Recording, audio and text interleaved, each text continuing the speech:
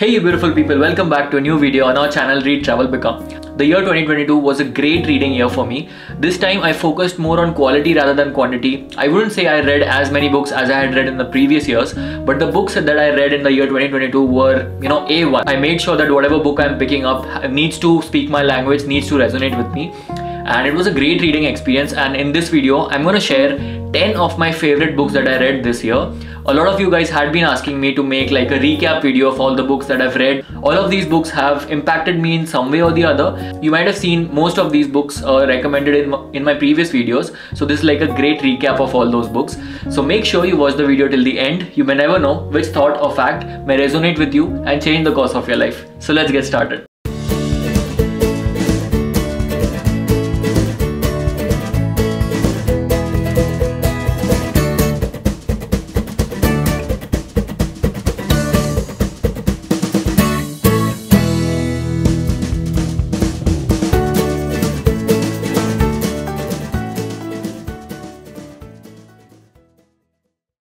Okay, so the first book on this list is The Island of Missing Trees by Elif Shafak. Elif Shafak is the same writer who had written 40 Rules of Love, which was one of my absolute favorite books. It was the love story of Rumi and Shams of Tabriz.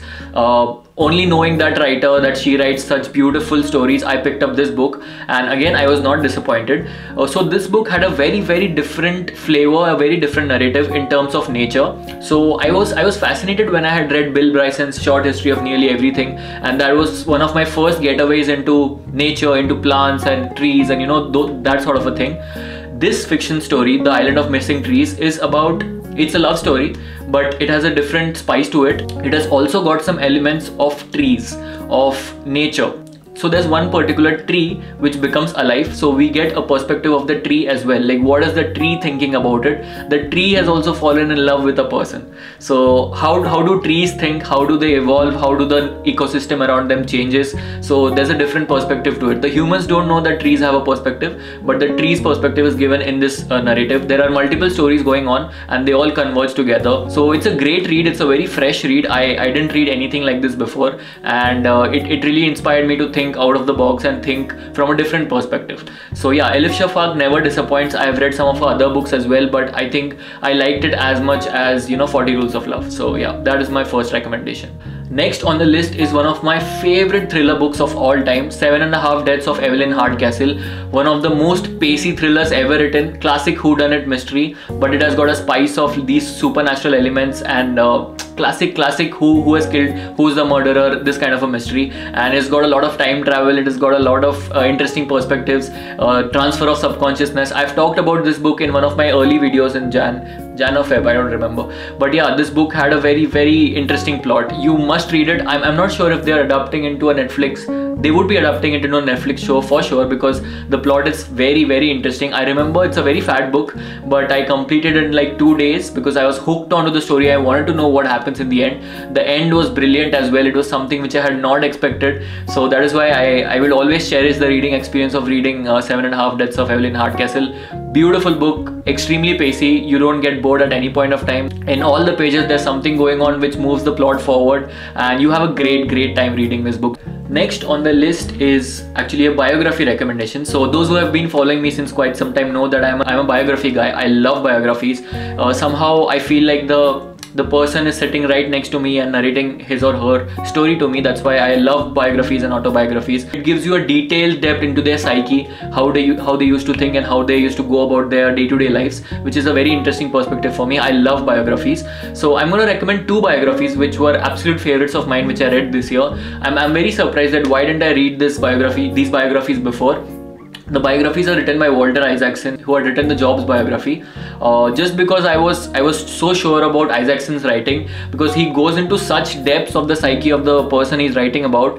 It's a very different reading experience. You actually feel like you're living with that person on a day-to-day basis. So these 2 biographies which I'm talking about are, the first is the Da Vinci biography, which I keep recommending all the time. I heard the audiobook of Walter Isaacson's biography. it was magical for me because Da Vinci is one person which I feel had one of the best lives he had lived. He was an engineer, technician, mathematician, astrologer, everything. He was a painter. Everybody knows what kind of range his creative ideas had. So it was great to know from where is this coming, from where this anger is coming. There was an angst inside him, which propelled him to be one of the greatest creative minds of all time. So it's interesting to know that perspective. And the second biography is the Einstein biography, which I'm currently reading. Actually, I'm not yet done with the biography, but again, Isaacson has done a great job into like deep diving into why these people are so magical. Why is Einstein just sitting in a room, closed room, and giving these theories which are impossible to like prove, and they are so accurate that people are still talking about those theories. So where is this coming from? What was his early childhood like,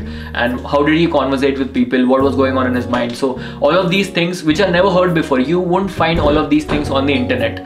These are extremely detailed notes that Isaacson has himself taken. He has done his research extensively. You won't find any of these details in any YouTube video or any internet blog. So yeah, that was my recommendation, Isaacson's biography of Da Vinci and Albert Einstein. Next on the list is one of my favorite self-help books by Adam Grant. Actually, there are two books, not just one, now that I think of it. These two books had a lasting impact on me because they were very fresh, they were very contemporary. They talk about recent technological changes and recent psychological changes happening in our generation. That's why these books resonated with me a lot. The books are Think Again and Originals. Both of them absolute banger books. I generally take a lot of time to read self-help books, but I remember when I picked up these two books, I was like totally in the zone and I read them back to back. I read Originals first and then I read Think Again. So Originals, like the name said, is about those boat rockers, is about those outliers, and why do these people perform like they are. What is the common thread that connects all of these outliers? It's a very different perspective. We have been believing that there's a certain creative side to them. They are very hardworking and they follow a certain routine. They have a mindset and these generic things. But this book offers you a different perspective. It offers you different perspectives, as in when were they born, what did they do, what kind of relationships they had, what kind of mindset they had. It's from a very unique perspective. And he has given out a lot of examples to explain his points, explain his hypothesis. Think Again and Originals, ultimate books, ultimate self-help books, great to refresh your belief system and it's great to find something new to read. Next on the list is a historical fiction novel, very popular. There's a movie being made. If I'm not wrong, Mark Ruffalo is there in the movie. The book is All the Light We Cannot See by Anthony Doerr. Beautiful depiction of World War II from a child's perspective. It's a story of two children, a girl and a boy. The girl is blind and the boy is an orphan raised in a harsh condition.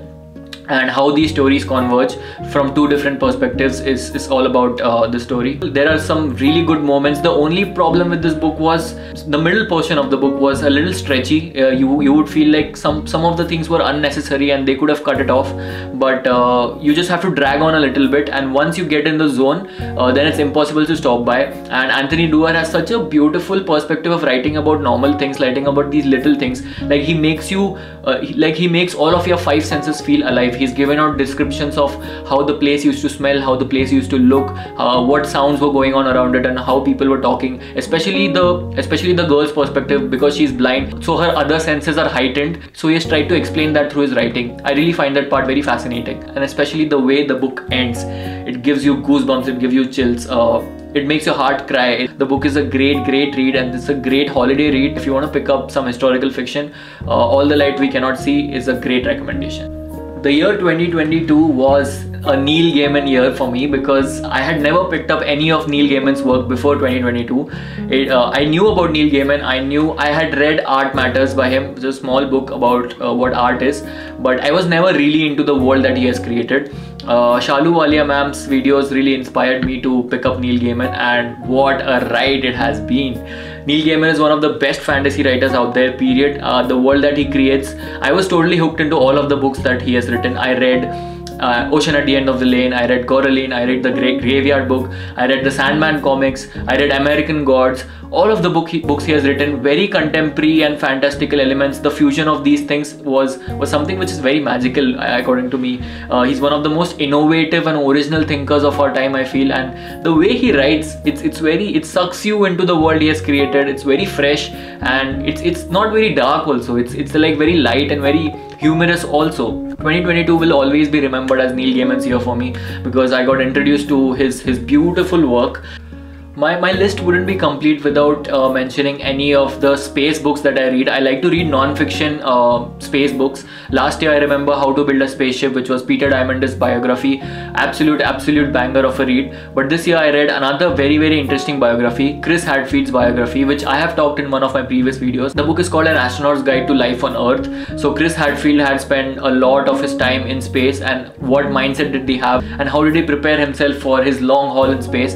He's written all about that. Very fresh writing. I love when these biographies are written in such a way that they have a certain narrative to it, and they are very humorous in nature. They are very light-hearted. They are not very serious, or they are not trying to be preachy. When they're just narrating their stories, I love it. And this is one such book where he's not at all trying to be preachy. He's not teaching you to have a certain goal in mind, or do something. He's just narrating what experiences he's had. So that is why I love these kind of books. Surely You're Joking, Mr. Feynman by Richard Feynman is one such book which is just hilarious. Like the way he has talked about his stories, talked about his anecdotes of what mischiefs he used to do.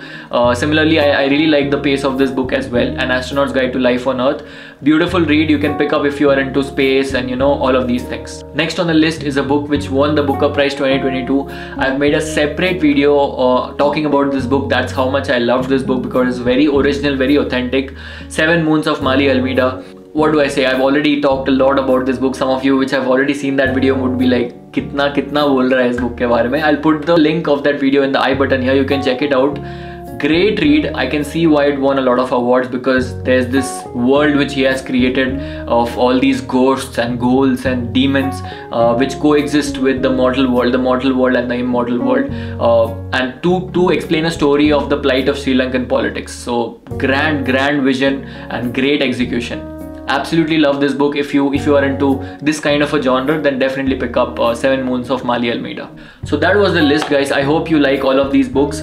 Pick up any of these books. I promise you would have a great reading experience. There were many others which I read, but these 10 were like absolute best of all of the books that I've read. Here's wishing you all beautiful people a very happy new year. I hope you guys read more and travel more and become the best version of yourselves. And thank you so much for all the love and support that you've given me. And I know I've been a little dormant over the last few weeks because I have completed my masters and I'm in the process of settling in and figuring out some things. So there has been a little dormancy in my content upload journey.